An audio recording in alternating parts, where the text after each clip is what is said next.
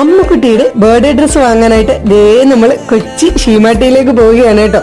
അത്രയും നേരം ഭയങ്കര സങ്കടത്തിലായിരുന്നു അമ്മുക്കുട്ടി. ഷീമാട്ടിന്ന് കണ്ടപ്പോൾ ഇത് ഹാപ്പി ആയിട്ട് വന്നിട്ടുണ്ട്. അങ്ങനത്തെ നമ്മൾ ലിഫ്റ്റിൽ കയറി 4th ഫ്ലോറിലെത്തി. ഇവിടെയാണ് കേട്ടോ കുട്ടികളുടെ സെക്ഷൻ.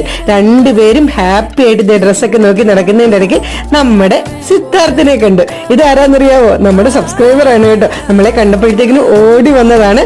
ആള് ആലപ്പുഴയിൽ നിന്ന് വന്നതാണ് കേട്ടോ. എനിക്ക് സിദ്ധാർത്ഥിനെ കണ്ടത് ഭയങ്കര സന്തോഷമായി. ഞാൻ 3 പേരുടെയും ഫോട്ടോ ഒക്കെ എടുത്തിട്ടുണ്ട് കേട്ടോ. അങ്ങനെ നമ്മുടെ അമ്മുക്കുട്ടിയുടെ ബർത്ത്ഡേക്ക് വേണ്ടിയിട്ട് 2 ഡ്രസ്സ് നമ്മൾ സെലക്ട് ചെയ്തു.